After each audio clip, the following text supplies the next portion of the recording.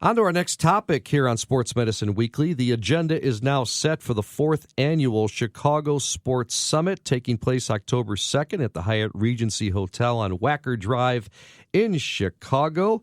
And Dr. Cole, it's always fun. I would have the honor of being one of the moderators last year. Had a great panel, and you've got it all lined up already for this year. And one of the topics I know is going to be the future of sports betting. That's going to be kind of one of the hot ones this year, isn't it? Well, it's a super timely, contemporary topic. We're seeing a lot of a frenzy of activity in the political environment in Illinois. I love the topics this year. Each year sort of has a different theme. So this event, again, which is going to be October 2nd, 2019 at the Hyatt Regency, this is the 4th annual Chicago Sports Summit. And so we have, 4 major topics. One is youth to pro athletes, how new technology is helping. We're also going to get the inside track by having a number of sports agents on a separate panel. And then another topic, which is also very timely, which is should college athletes be paid? I love that topic. And then I think probably the most interesting one, which is why we have our next guest, is going to be the future of sports betting, which is something that we're all kind of learning about, but it has been absolutely in the mainstream and has huge implications for our Chicago franchises. Frank Ignatius is the president and founder of USA Sports Gaming. He'll be one of the panelists at the 4th Annual Chicago Sports Summit on October 2nd. Joins us now here on Sports Medicine Weekly. And Frank, first question is we appreciate you joining us. How popular do you think legalized sports betting will be in Illinois and Indiana, and what type of revenue do you think will generate? Well, first off, thanks for having me, guys. I'm looking forward to the symposium coming up. I think sports betting is going to be wildly popular in the United States in general, but especially in Midwest states like Illinois. I mean, as we know, these are fan bases that are very passionate about their teams and also passionate about gambling. And Chicago in particular is always one of the biggest feeder cities into Las Vegas. And even here at home, we keep a lot of gambling venues in business. So, in terms of revenue, a lot of researchers estimate that the Illinois market, when mature, will be around $700 million annually. So I think that's a big number.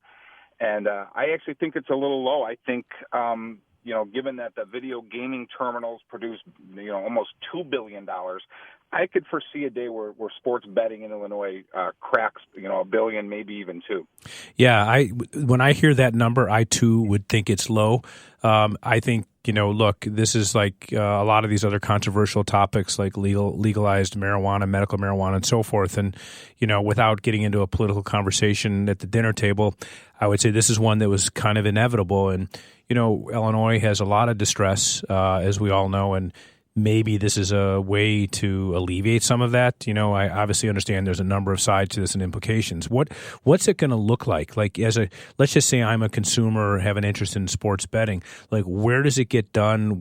How does it differ from, for example, what happens in Vegas on routine sports events? Is it the same thing? And how does someone actually actively participate in it? What's the plan? It's a good question. The sports betting product is exactly the same as Las Vegas, but I think the big distinction for us is going to be the delivery method. I think the key to this new legalized product is the fact that it's going to be mobile. Everybody, these days is in tune with so many products that are available on their phones, grocery apps, ride-sharing apps, calorie counting, photos, whatever it is. That's how we live today. So even a hobby like sports betting, which not long ago, as you said, required a trip to Las Vegas and walking into an intimidating environment and pulling out cash. And, now it's as simple as downloading an app and making a deposit and scrolling through some options. So I think it's going to be a product that is going to thrive because we're talking about 3 very powerful forces. Sports, of course, we know are very powerful.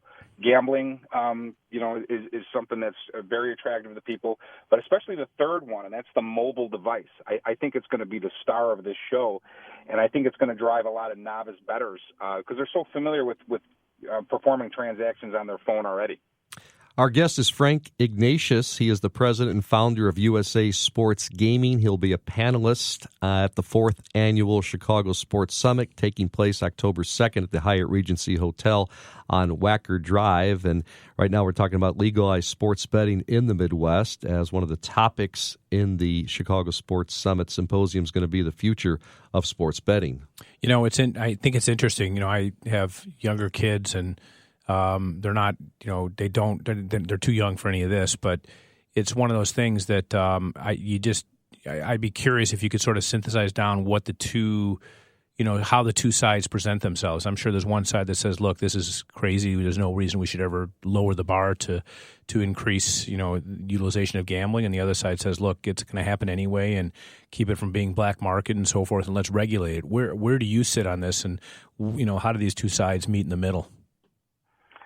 That's a good question, and it's something that's very relevant. We're going through the licensing process right now in Indiana for our product BetIndiana, and we are spending a great deal of time talking about how do we keep this out of the hands of people who are under the age of 21, or problem gamblers, or people who have self-identified and self-excluded themselves from casinos. So obviously, that becomes a challenge in the mobile environment because it's hard to control the behavior of everybody in the state. So we're very cognizant of it. Of course, we're in the business to supply this product, so we believe in it. But we're also going to great lengths to make sure that we work with the different legislatures in each state to make sure that we keep it in the right hands and out of the wrong hands. Again, our guest is Frank Ignatius, president and founder of USA Sports Gaming. I'm Steve Cashel with Dr. Brian Coe at Sports Medicine Weekly. Dr. Coe, I've got to get my angle here of sports medicine in this topic.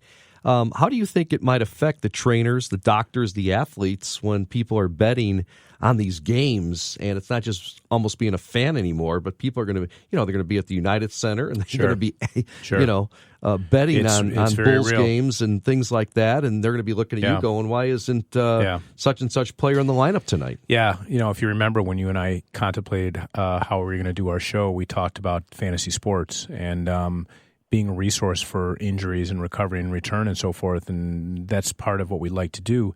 When I first started with the Bulls, we always had a sort of an informational, educational session on this topic per se, but we just had our first real mandatory session at the NBA physicians meeting recently during the Combine. So I had to take a 30-minute session where they presented what our responsibilities are and so forth. So that is an interesting one, and I think that's a dynamic.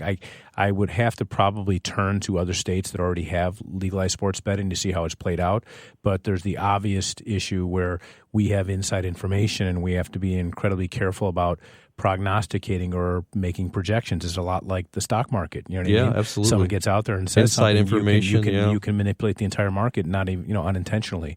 So we kind of already know the answers, and it might put me in a really difficult position in how I can talk about things because I'll always have to remain sensitive to this. And last thing you want to do is put yourself in a position where you say something, and because all these things are so unpredictable.